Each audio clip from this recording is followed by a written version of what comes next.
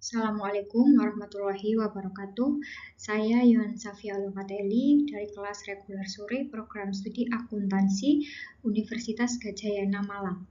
Pada sesi kali ini saya akan melakukan sebuah review terhadap jurnal akuntansi keuangan untuk mata kuliah seminar akuntansi.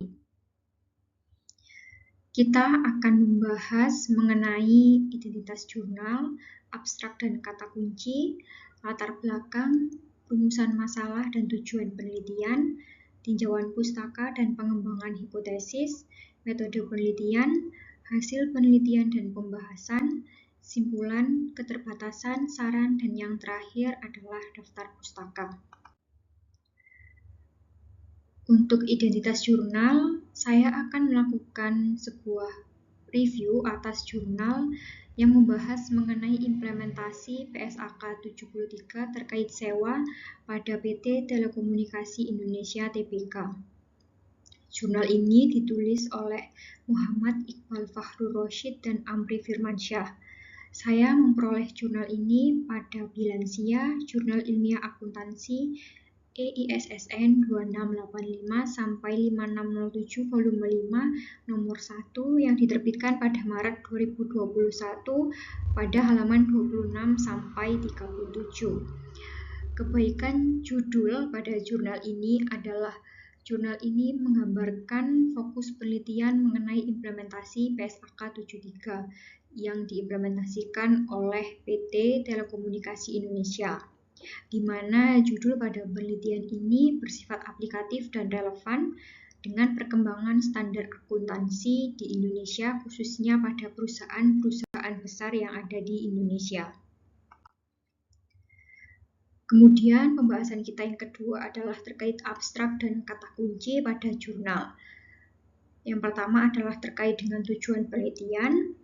Penelitian ini bertujuan untuk mengulas atau membahas implementasi PSAK 73 terkait sewa yang diterapkan pada PT Telekomunikasi Indonesia.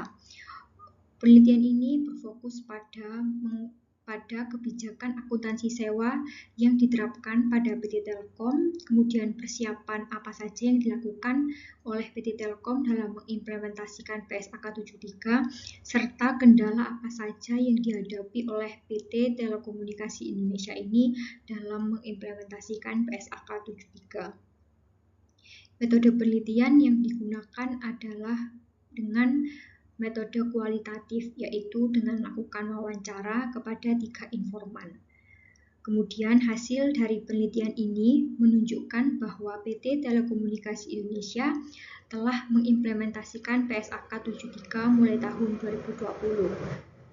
PT Telekomunikasi Indonesia juga telah melakukan persiapan yang matang terkait dengan pengimplementasian PSAK 73 sejak tahun 2017. Namun dalam pengimplementasiannya, PT Telkom juga mengalami beberapa kendala terkait dengan sistem yang belum terkomputerisasi dan belum adanya keseragaman terkait perlakuan sewa. Selanjutnya adalah terkait latar belakang penelitian.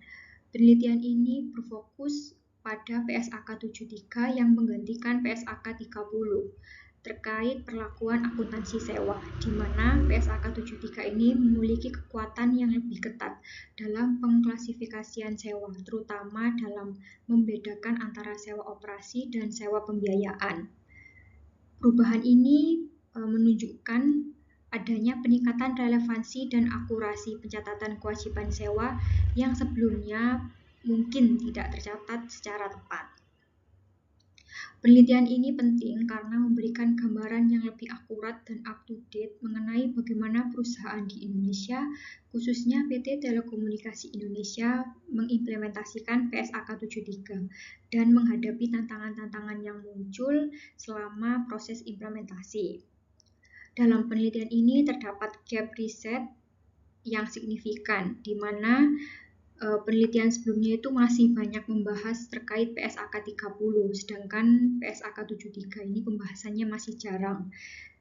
Sehingga dengan adanya penelitian terkait implementasi PSAK 73 ini dapat memberikan kontribusi baru dengan mengulas penerapan PSAK 73 secara praktis, khususnya pada PT Telekomunikasi Indonesia. Kemudian kita membahas terkait rumusan masalah dan tujuan penelitian. Pada penelitian ini terdapat beberapa masalah yang terjadi pada PT Telekomunikasi Indonesia. Antara lain, bagaimana persiapan PT Telkom untuk mengimplementasi PSAK 73, kemudian apa saja kendala yang dihadapi oleh PT Telkom dalam penerapan PSAK 73, kemudian bagaimana PT Telekomunikasi Indonesia memberikan solusi atau mencari solusi atau solusi apa yang diterapkan untuk mengatasi kendala yang dihadapi. Kemudian bagaimana dampak atas penerapan PSAK 73 terhadap laporan keuangan telekomunikasi. Penelitian ini bertujuan untuk mengulas implementasi PSAK 73 pada PT Telkom, termasuk persiapan, kendala yang dihadapi, solusi yang diterapkan, dan dampaknya terhadap laporan keuangan perusahaan.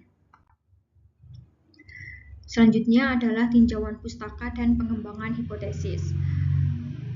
Penelitian ini mengacu pada teori akuntansi leasing, khususnya terkait perlakuan sewa pada PSAK 73 dan IFRS 16. Mengutip beberapa penelitian sebelumnya tentang penerapan PSAK 30 dan IFRS 16 serta dampaknya terhadap laporan keuangan. Penelitian ini bersifat deskriptif kualitatif sehingga tidak memerlukan hipotesis yang dirumuskan secara formal. Kemudian metode penelitian. Dalam penelitian ini, metode yang digunakan adalah dengan metode kualitatif, yaitu berupa wawancara secara mendalam kepada 3 informan yang memiliki pengetahuan terkait akuntansi sewa di PT Telkom. Informan ini adalah akademisi yang berkompeten dalam bidang akuntansi sewa dan pihak dari PT Telkom itu sendiri. Kemudian hasil penelitian dan pembahasan pada jurnal ini dibahas mengenai penelitian tidak menguji hipotesis karena menggunakan metode kualitatif. Namun, dalam penelitian ini menunjukkan bahwa PT Telekomunikasi Indonesia telah berhasil mengimplementasikan PSAK 73 mulai 2020 setelah mempersiapkan kebijakan dan sistem yang mendukung. Penelitian ini membahas mengenai persiapan implementasi PSAK 73 yang dilakukan oleh PT Telkom, kemudian bagaimana kendala-kendala yang dihadapi oleh PT Telkom seperti kesulitan terkait sewa atas tanah dan bagaimana mengatasi kendala tersebut. PT Telkom mengatasi kendala tersebut dengan menggunakan konsultan dan sistem IT.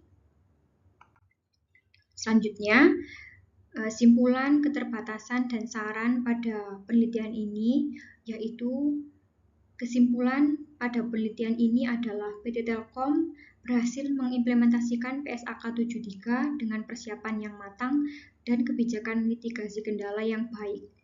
Penerapan standar ini memungkinkan perusahaan untuk mencatatkan transaksi sewa dengan lebih transparan dan sesuai dengan kondisi perusahaan. Penelitian ini juga memiliki keterbatasan, yaitu penelitian ini hanya terbatas pada PT Telkom saja, sehingga hasilnya memungkinkan untuk tidak sepenuhnya mencerminkan penerapan PSAK 73 di perusahaan lain. Dengan adanya keterbatasan ini, maka peneliti memberikan saran berupa untuk penelitian selanjutnya dapat membandingkan penerapan PSAK 73 di berbagai sektor dan perusahaan, sehingga dapat memberikan gambaran yang lebih luas mengenai dampak penerapan dari PSAK 73. Dan yang terakhir ini adalah daftar pustaka yang digunakan oleh peneliti dalam melakukan penelitian. Sekian review jurnal akuntansi yang dapat saya lakukan pada sesi kali ini. Wassalamualaikum warahmatullahi wabarakatuh.